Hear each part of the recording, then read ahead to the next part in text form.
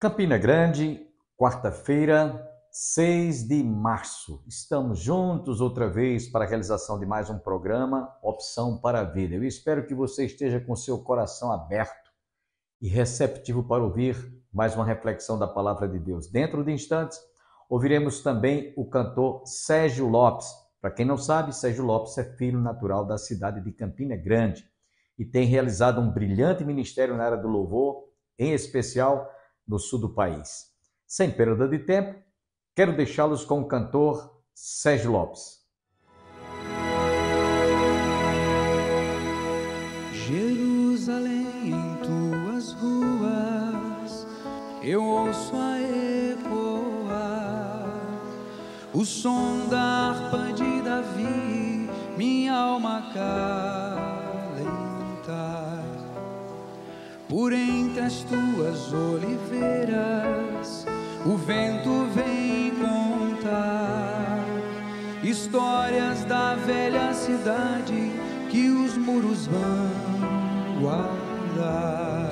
Jerusalém, Jerusalém, beleza e cor de Israel, tu és orgulho do teu Deus,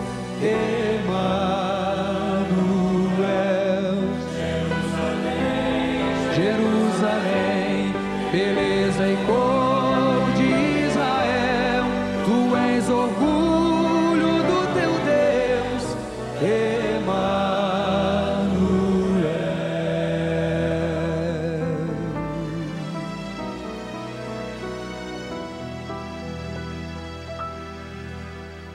Ainda ouço em tuas ruas o som da multidão, de peregrinos e amantes em busca de oblação.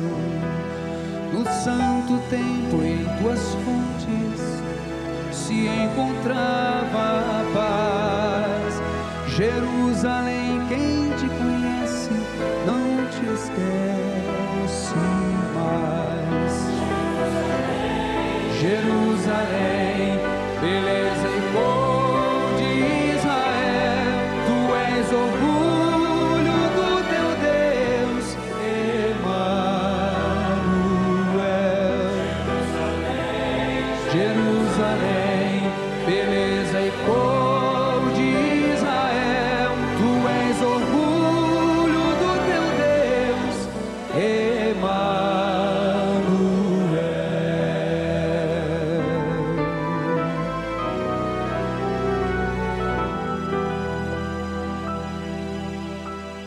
Jerusalém, em tuas preces, lembra dos filhos teus, que ainda não te conheceram, mas amam o teu Deus. São velhos, jovens e meninos, distantes do seu lar, que não pisaram tuas ruas, mas vivem por te amar. Jerusalém, beleza e cor de Israel, tu és orgulho do teu Deus, Emanuel. Jerusalém, beleza e cor de Israel, tu és orgulho do teu Deus, Emanuel.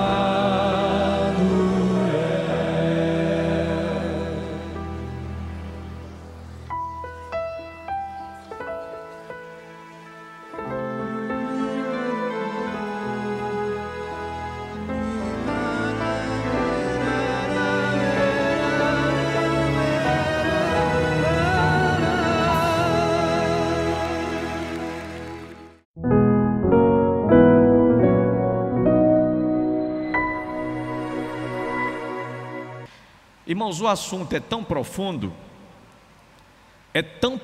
mesmo, que pouquíssimos pastores se atrevem a usar os púlpitos de suas igrejas para falar sobre esse assunto, por causa da sua dificuldade quando se trata, não é de conhecimento, é de se aprofundar ao ponto que atenda à necessidade de uma compreensão a despeito da predestinação.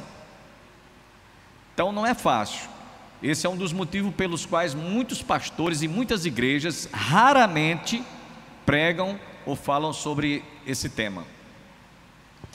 Mas nós vamos tentar compartilhar com os irmãos aquilo que Deus colocou em nosso coração. Nós demos um subtítulo a essa série Fiel Palavra: a predestinação e a evangelização. Por que nós falamos sobre predestinação e a evangelização? Porque, meus irmãos, quando nós vamos estudar esse assunto, nós nos deparamos com algumas dificuldades estas que a gente não consegue admitir, aceitar, concordar, compreender, seja qual for o vocabulário que você queira usar. Se a predestinação para pessoas que Deus já predestinou para que elas sejam salvas, algumas dentre muitas ou dentre todos, aonde é que fica aquela palavra: quem ouve as minhas palavras e crer naquele que me enviou, tem a vida eterna? Onde fica essa citação: aquele que me confessar diante dos homens, eu o confessarei diante de meu Pai que está nos céus? Onde é que fica esta palavra: quem é de Deus, escuta a palavra de Deus? Outra palavra também: a fé vem pelo ouvir e o escutar a palavra de Deus. Ora, são dezenas, eu estou citando apenas as que nós mais conhecemos, as que nós estamos mais familiarizados, para tratar de um assunto que diz respeito a despeito da predestinação, ou seja, aqueles que Deus predestinou para que sejam salvos, somente esses serão salvos. E os perdidos, onde é que fica? Acrescente-se à doutrina da predestinação a eleição de alguns e a reprovação de muitos. Aí nós vamos pensar que Deus está sendo injusto, porque salvou apenas alguns e os demais não tiveram oportunidade. É aí que nós falamos o quanto isso é contundente, como é difícil a gente assimilar, a gente compreender essa doutrina sobre a predestinação. Ou seja, para que nós entendamos isso aqui, nós temos que perceber que Deus, na sua presciência, preste bem atenção a esta palavra, presciência, antes de criar o mundo, antes mesmo que nós existíssemos, Ele já sabia de tudo que diz respeito a mim e a você, quem ia aceitar e quem ia rejeitar. Estão entendendo? Dá para entender? Porque se Deus não soubesse antes de criar o mundo e toda a criatura, e Ele não soubesse pelo menos antes da fundação do mundo, e é isso que a gente vai se aprofundar hoje à noite, Ele não seria Deus. O problema é que nós queremos julgar a Deus quando dizemos: então Ele salvou alguns e muitos estão perdidos. Lembre-se disso que eu estou falando agora, para que lá na frente a gente possa entender. Então, acrescente-se a doutrina da predestinação, a eleição de alguns e a reprovação de uma grande maioria, ou seja, os salvos e os perdidos. Deus escolheu e elegeu dentre os perdidos aqueles que haveriam de crer em seu Filho que haveria de vir ao mundo. E disso Ele já sabia, e disso Ele já tinha ciência. É que a nossa mente limitada e finita não dá para a gente fazer uma avaliação ou uma leitura transcendental. Mas é assim que isso funciona, é assim que isso realmente é visto. Deus escolhe e elege os que já estão salvos desde antes da fundação do mundo. Nós encontramos o apóstolo São Paulo afirmando isso no primeiro capítulo da carta aos Efésios, capítulo 4, versículo 5. Ele afirma: assim como nos escolheu nele, em Cristo, antes da fundação do mundo, para sermos santos e irrepreensíveis perante Ele e em amor. Ele nos predestinou para a adoção de filhos por meio de Jesus Cristo, segundo o seu beneplácito da sua vontade. A palavra beneplácito significa consentimento ou licença. Deus, pela sua infinita sapiência, que Ele é a fonte da sabedoria, já sabia perfeitamente quantos iam crer, quantos iam rejeitar, e por isso entende-se que aqueles que haveriam de crer foram predestinados antes da fundação do mundo. Está claro? Eu li Efésios capítulo 1, presta atenção, Efésios capítulo 1, versículos 4 e 5. Eu vou ler, vou pedir que seja colocado aí no data show aí, para os irmãos acompanharem. Efésios 1, 4 e 5. É bom que a gente cite os versículos e nós possamos ver aqui no telão, né? Diz aí o texto. Paulo afirma: assim como nos escolheu nele antes da fundação do mundo, para sermos santos e irrepreensíveis perante Ele em amor, nos predestinou para a adoção de filhos por meio de Jesus Cristo, segundo o seu beneplácito da sua palavra. Então, esse tema teológico, meus irmãos, precisa e requer de uma profundidade, de uma meditação profunda, não apenas no sentido especulativo, mas no sentido de nós mergulharmos no sentido de cada uma dessas palavras, para que possamos absorver, né? E termos discernimento do verdadeiro sentido, compreendermos o verdadeiro sentido do que vem a ser predestinação, e não partirmos para admitir ou aceitar ou concordar com alguns erros que podem ser considerados equivocados quanto à veracidade da predestinação. Dando início a essa ligeira introdução, dá para a gente perceber que o tema predestinação, segundo a teologia, significa, numa linguagem bem rasteira, significa dar o destino a uma pessoa. Deus elege e destina esse indivíduo para ser alguma coisa, no caso, obter de graça, pela graça, a salvação. Agora vejam bem, a predestinação tem duas divisões lógicas. Quem entende, quem tem um pouco de senso, vai perceber. A eleição diz respeito aos salvos, a reprovação ou preterição, que se refere, no caso, aos perdidos, né? Ou seja, não pode haver a eleição de alguns que não implica a rejeição de outros. Por exemplo, lá no Evangelho de São João, capítulo 3, versos 16 a 18, a Bíblia diz o seguinte: Deus, pela sua presciência, não é? Ele conhece cada indivíduo desde antes deles mesmos existirem, antes da fundação do mundo, conforme eu citei para vocês lá em Efésios capítulo 1, versos 4 e 5. Há uma palavra no grego, prognoskein. Essa palavra, ela tem a tradução por presciência. O que é presciência? Deus anteviu. Se bem que para Deus, Ele não vê o amanhã nem ontem, Ele é sempre presente, porque Ele é eterno. Mas para a gente, o problema é esse, porque a gente olha para o passado, por exemplo, olha para a minha infância, olha para a minha adolescência, né? Aqueles que já estão numa ditosa idade de 80, 90, quase 100 anos, olha para a sua juventude, como foi, para o seu passado, para a sua vida adulta. Então olha para o passado. Deus não vê isso assim. Por isso que a Bíblia diz que Ele é o mesmo ontem e hoje será eternamente. Como nós somos finitos e fazemos essa leitura do passado, presente e futuro, nós encontramos dificuldade em aceitar a presciência de Deus. Está claro? Todos estão entendendo?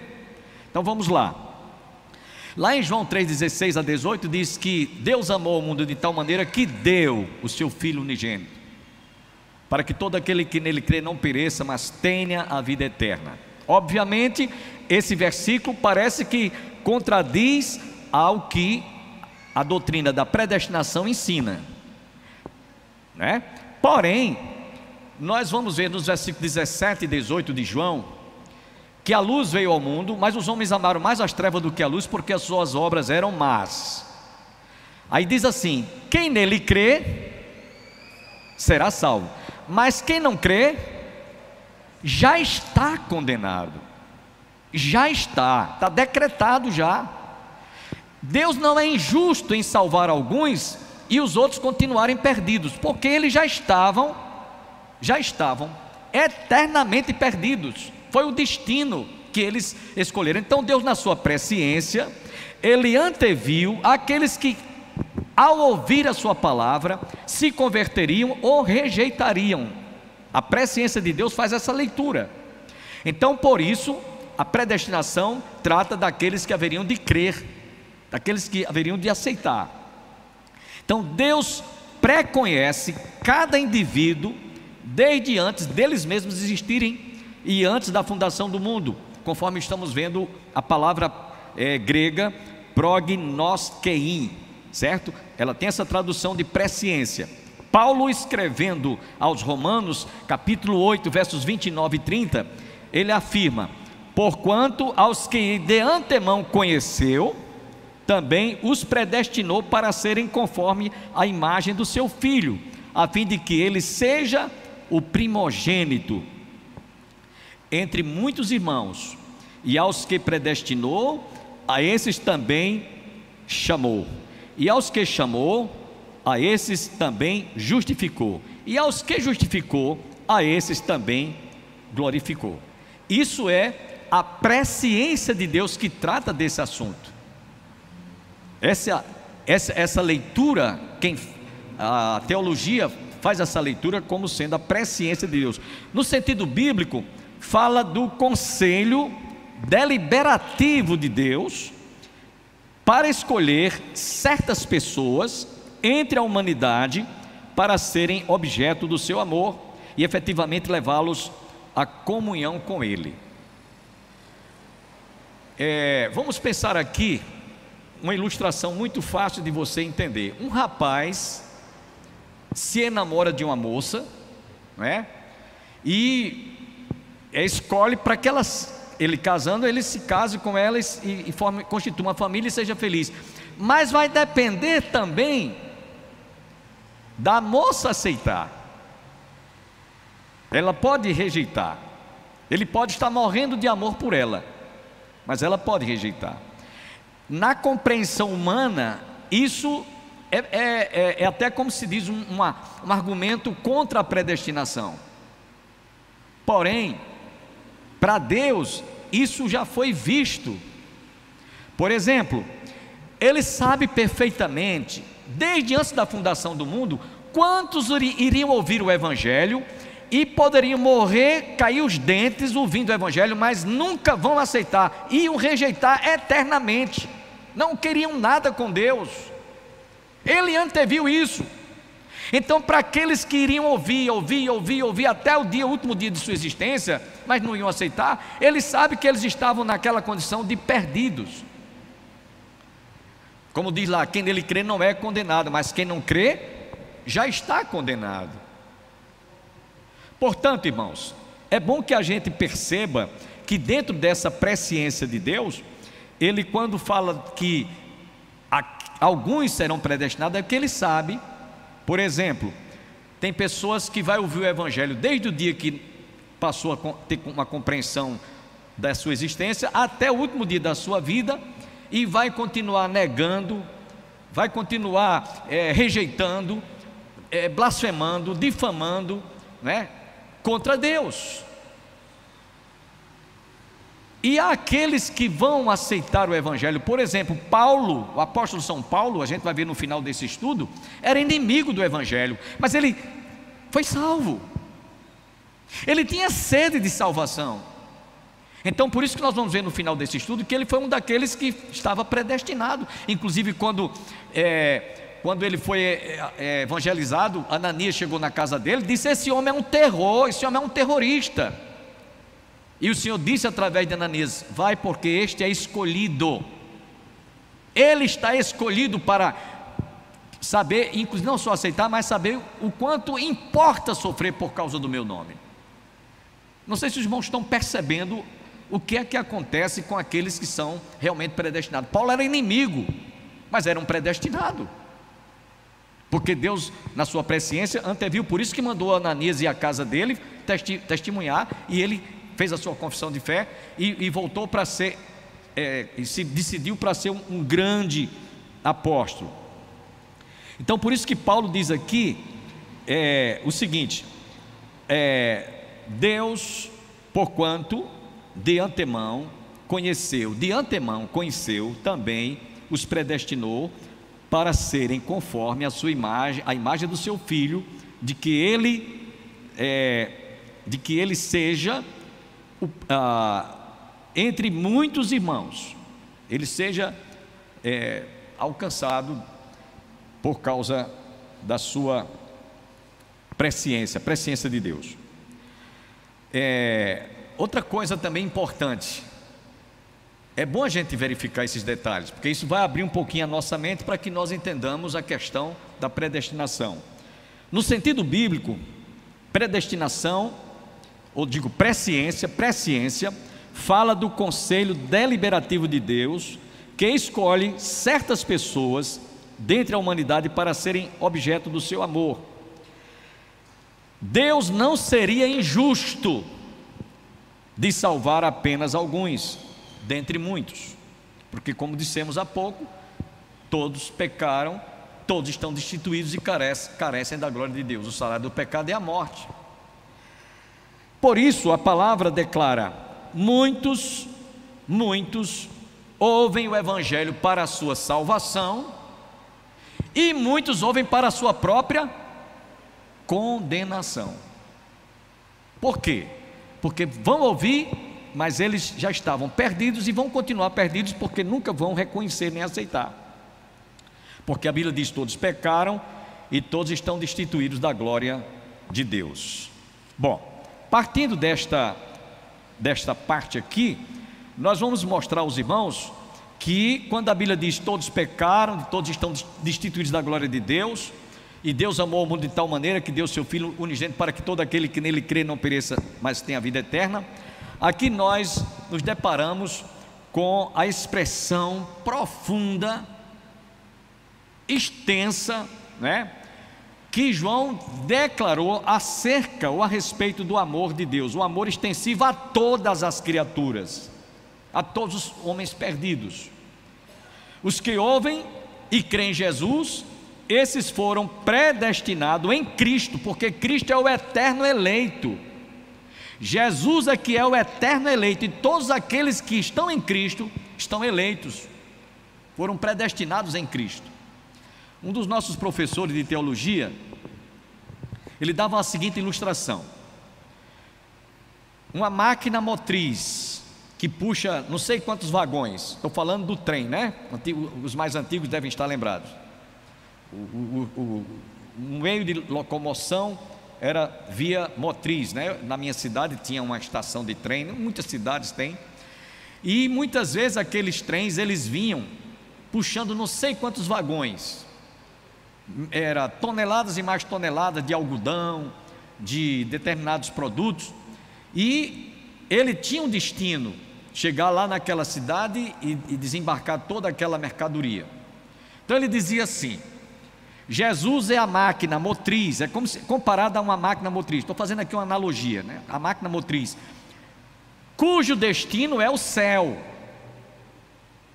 Todos aqueles que entrarem nos vagões puxados por esta máquina, como exemplo, estamos aqui trazendo a analogia, vai para o céu. porque Jesus é o eterno eleito, o destino é o céu. Então quem entra está realmente com seu direito de ter sido eleito e reconhecido legalmente, legitimamente, em Cristo. Aqui nós vemos, meus irmãos, que Deus expressou o seu amor a todos os homens, mas nem todos. A Bíblia diz que a fé não é de todos. A fé não é de todos. Aliás, Deus não desejava e não deseja que nenhum homem se perca, e sim que todos cheguem ao arrependimento. Está escrito lá em 2 Pedro capítulo 3, versículo 9. Deus não quer que nenhum homem pereça, sim que todos cheguem ao arrependimento.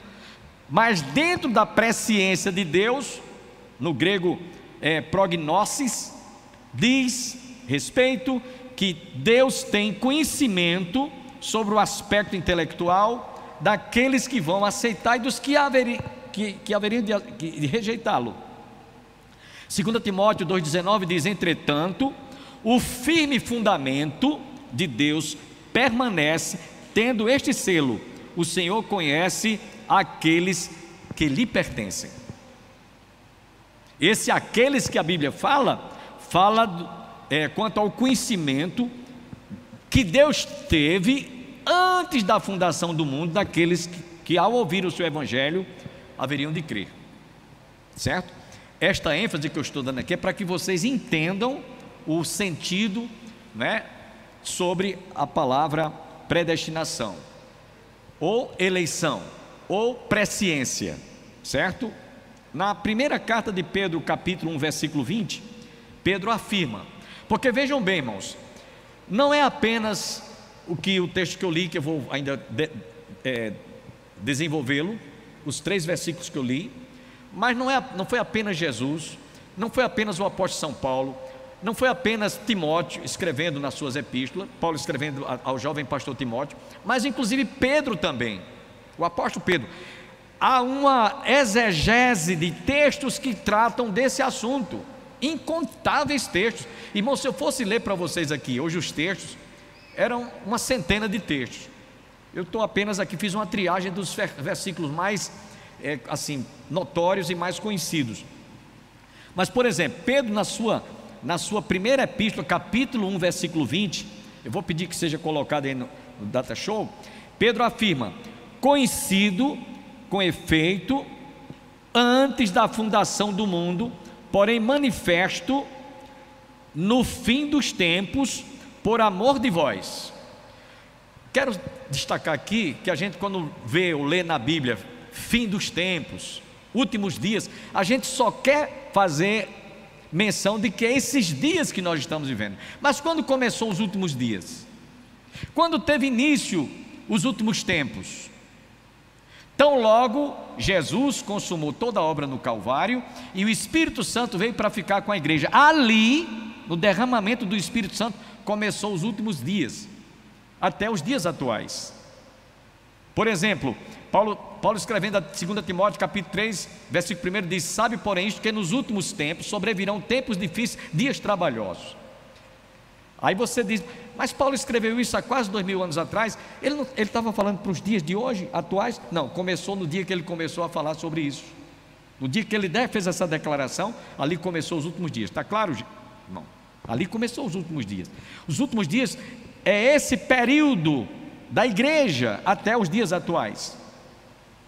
Então, pelo menos Pedro faz essa afirmação. Ainda no capítulo 1, versículo 2, Pedro declara que fomos eleitos, preste atenção, fomos eleitos segundo a presciência de Deus Pai, em santificação do Espírito Santo, para a obediência e a aspersão do sangue de Jesus Cristo. Graça e paz vos sejam multiplicados. Estou citando o que Pedro falou, não é coisa da minha cabeça. Pedro falou isso aqui. Ele estava testemunhando sobre a predestinação, sobre a análise da presciência de Deus.